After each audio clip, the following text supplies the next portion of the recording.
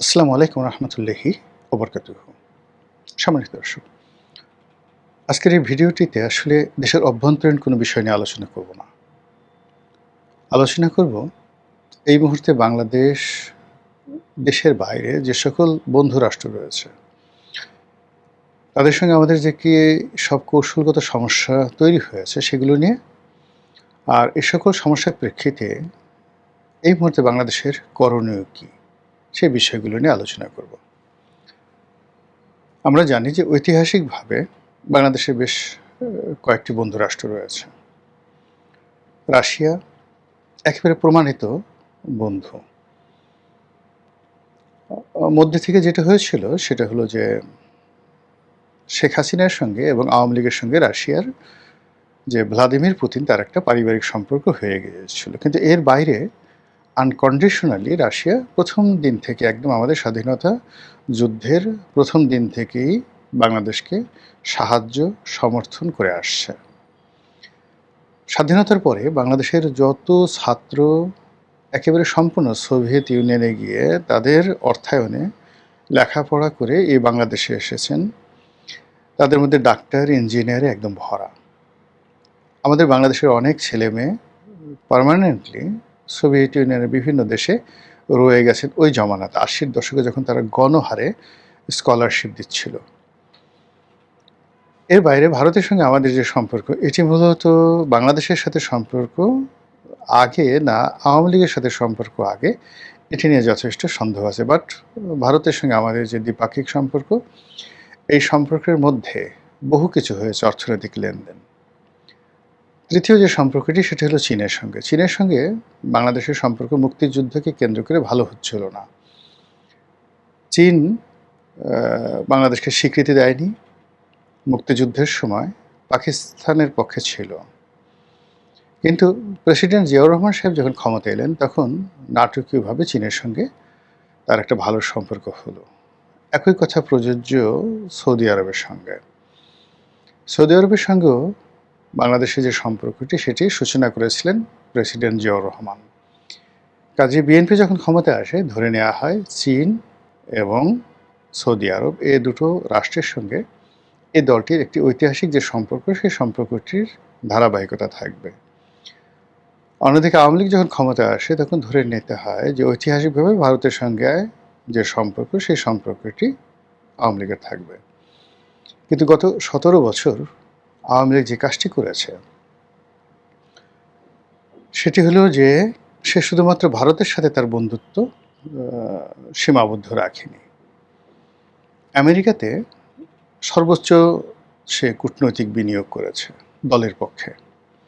ফলে ডেমোক্র্যাট এবং রিপাবলিকান এই দলের যত লবিস্ট গ্রুপ রয়েছে, তাদের সঙ্গে প্রভাবশালী সিনেটর, কংগ্রেসম্যান, বিভিন্ন বুদ্ধিজীবী এবং সংবাদপত্র, এই সংবাদপত্র জগৎগুলোর সাথে তাদের যে সম্পর্কটা আওয়ামী লীগ করে ফেলেছে, যেটা সুফল এখন তারা পাচ্ছে। শেখ হাসিনা যখন যেভাবে চাচ্ছে, ঠিক সেইভাবেই আমেরিকার যত তাবৎ পত্রপত্রিকা রয়েছে, সব জায়গাতে তারা কিন্তু সাক্ষাৎকার দিতে পারছে। এই গেল একটা। ২ নম্বর হলো যে আমেরিকার বাইরে এসে সে ব্রিটেন, ইউরোপীয় ইউনিয়ন, বিশেষ করে ফিনল্যান্ড, নিউজিল্যান্ড, এই দেশগুলোর সঙ্গে চমৎকার একটি পারিবারিক সম্পর্ক গড়ে তুলেছে। জাস্ট দুবাইয়ের রাজপরিবারের সঙ্গে যেভাবে ইংল্যান্ডের রাজপরিবারের সম্পর্ক আছে, তদ্রূপ ইংল্যান্ডের বিশেষ করে লেবার পার্টির সঙ্গে শেখ হাসিনার, শেখ রেহানার, জয়, পুতুল, তারপরে টিউলিপ, শ্রাবন্তী, এদের সবার একটা পারিবারিক সম্পর্ক। আর অন্যদিকে যেটি হচ্ছে, ফিনল্যান্ডের মানে ক্ষমতাসীন দলের মন্ত্রীর মেয়ে বিয়ে করেছে ববি সিদ্দিকি, ফলে সেখানে তার একটা ভালো সম্পর্ক রয়েছে। এবার আপনি আসেন মধ্যপ্রাচ্যে। মধ্যপ্রাচ্যে বিএনপির সঙ্গে যে সম্পর্কটি ছিল, বিশেষ করে সৌদি আরবের, সেটি রাষ্ট্রীয় পর্যায়ে। শেখ হাসিনা এটাকে ব্যক্তিগত পর্যায়ে নিয়ে গিয়েছিলেন এবং মোহাম্মদ বিন সালমানের সঙ্গে তার একটা ভালো সম্পর্ক ছিল এবং সেই সম্পর্কটি এখনও পর্যন্ত বহাল আছে। এর বাইরে তিনি ভুটানের সঙ্গে, ভুটানের যে বর্তমান রাজা জয়ের ক্লাসমেট, একসাথে তারা পড়াশোনা করেছে, সেটা আছে। নেপালের সঙ্গে তার মোটামুটি সম্পর্ক আছে। আর যেটি হলো কাতার, কাতারের যে বর্তমান আমির, তার বাবা যিনি ছিলেন, তার সঙ্গে শেখ হাসিনার একটা ব্যক্তিগত সম্পর্ক রয়ে গেছে। ওদিকে ইউরোপে ইম্মানুয়েল ম্যাক্রোর সঙ্গে শেখ হাসিনার একটা ব্যক্তিগত সম্পর্ক তৈরি হয়েছিল। তিনি যেটা পারেনি সেটা হলো চীনের সঙ্গে একটি ব্যক্তিগত এবং রাষ্ট্রীয় সম্পর্ক এবং দলগত একটি সম্পর্ক তিনি চেষ্টা করেছিলেন কৌশলগত করার জন্য, সেটা শেষ পর্যায়ে এসে তিনি ব্যর্থ হয়েছেন। আচ্ছা, এবার বিএনপির দিকে আসি।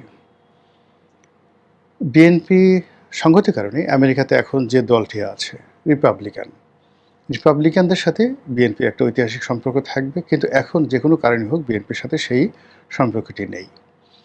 সৌদি আরবের সঙ্গে যে সম্পর্ক, সেই সম্পর্কের ভিত্তিতে বেগম জিয়া, তারপরে তারেক জিয়া নিয়মিত রাজকীয় মেহমান রূপে সেখানে যেতেন। কিন্তু 2006 সনের পরে এই সম্পর্কটাতে যে কী হলো বা কী হয়েছে আমরা বলতে পারি না, কিন্তু সৌদি আরবের সঙ্গে রাষ্ট্রীয় পর্যায়ে বিএনপি সেই সম্পর্কটা নেই। এইবার বিএনপি যে ক্ষমতায় এলো, এই ক্ষমতা আসার পেছনে মূলত এখন পর্যন্ত ডক্টর মোহাম্মদ ইউনূস যেভাবে ক্ষমতায় এসেছিলেন ঠিক সেই চ্যানেলটি কাজ করেছে। তার প্রেক্ষিতে ধরে নেওয়া হয় যে আমেরিকা এবং আমেরিকার হাত ধরে দিল্লি মূলত এই সরকারের পেছনে তাদের সমস্ত লজিস্টিক সাপোর্ট দিয়েছে বা দেওয়ার কথা ছিল। কিন্তু আপনি যদি আজকের এই দিনের বাস্তবতা দেখেন, সেটি হলো আমেরিকা ঠিক আগের মতো এই সরকারকে পাত্তা দিতে চাচ্ছে না। যে সমস্ত লোক আমেরিকার এজেন্ট হয়ে, দালাল হয়ে বাংলাদেশে কাজ করেছে এবং ইউনূস সরকারের সঙ্গে তাদের খুব ভালো সম্পর্ক ছিল, মার্কিন ডিপ স্টেটের যে সকল এজেন্ট, তাদেরকে সম্ভবত এই সেট চেঞ্জ করা হয়েছে। সেখানে আপনি মানে যারাই ডক্টর মোহাম্মদ ইউনূসের কাছে আমেরিকান লোক হিসেবে পরিচিত ছিলেন তারা, অথবা শেখ হাসিনার জমানাতে মার্কিন ডিপ স্টেটের যে সকল এজেন্ট, বিশেষ করে সাংবাদিকদের মধ্যে যারা ছিল, তাদের জন্য আমেরিকার সকল দরজা বন্ধ। এখন কোনো মতে ভিসা আছে, আর কদিন পরে সেই ভিসাগুলোও হয়তো থাকবে না।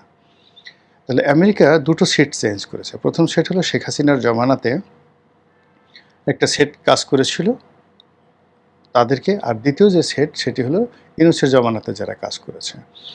এখন তৃতীয় যে সেটটি আছে সেই সেটটিকে বিভিন্নভাবে নানা রকম অ্যাসাইনমেন্ট দিয়ে আমেরিকা তাদেরকে ফরওয়ার্ড করার চেষ্টা করছে।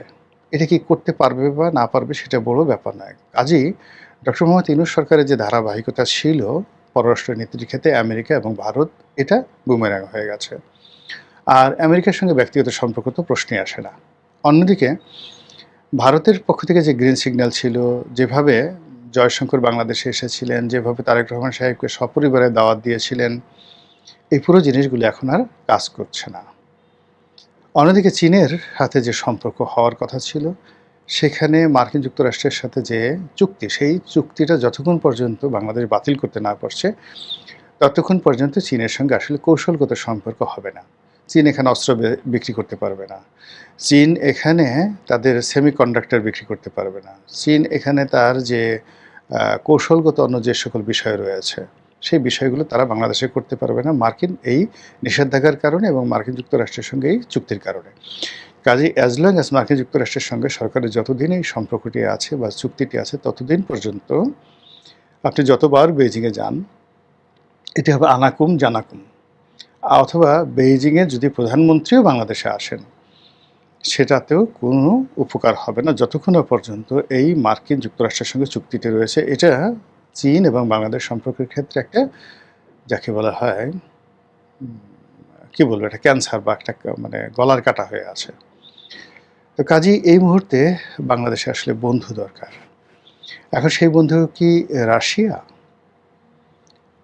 এ কারণে খলিলুর রহমান কি রাশিয়াতে গেলেন? আমরা এখনও পর্যন্ত বলতে পারি না যে তার যাওয়ার আসলে উদ্দেশ্যটা কী।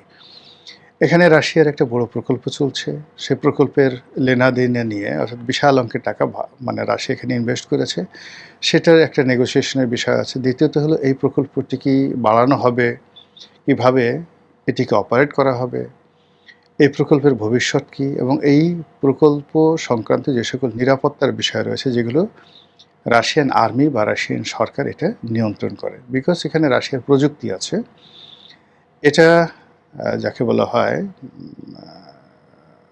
রাশিয়ার প্রযুক্তির পাশাপাশি রাশিয়ার ইউরেনিয়াম আছে।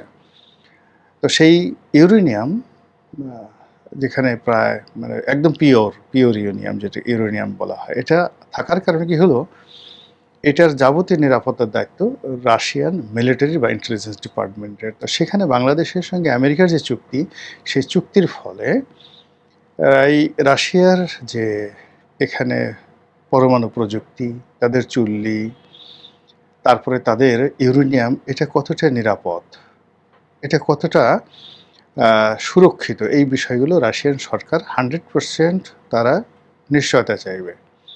নিশ্চয়তা না চাওয়া পর্যন্ত এটা আর শুরু করবে না। ফলে আমেরিকার সাথে বাংলাদেশের যে চুক্তি, এই চুক্তিটা যদি রাশিয়া বাংলাদেশের সম্পর্কের মধ্যে একটা বাধা হয়ে দাঁড়ায়, এটাও আশ্চর্যজনক কিছু হবে না। তো কাজেই এই মুহূর্তে যেটা হচ্ছে যে বাংলাদেশে বাজেট হচ্ছে, চমৎকার একটি বাজেট হচ্ছে, প্রত্যেকটা মানুষ খুশি, তার সঙ্গে সঙ্গে হেলথ কার্ড হচ্ছে, ইত্যাদি ইত্যাদি হচ্ছে। কিন্তু আন্তর্জাতিক অঙ্গনে আমাদের যে ব্যবসা বাণিজ্য, কূটনীতি, সব বিষয়ে যে জটিলতা দেখা দিয়েছে, সেই জটিলতার বোঝা মাথায় নিয়ে সরকার কিভাবে এগোয়, এটি এখন দেখার বিষয়। মহান আল্লাহ আমাদের সবাইকে হেদায়েত দান করুন এবং হেফাজত করুন। আসসালামু আলাইকুম ওয়া রাহমাতুল্লাহি ওয়া বারাকাতুহু।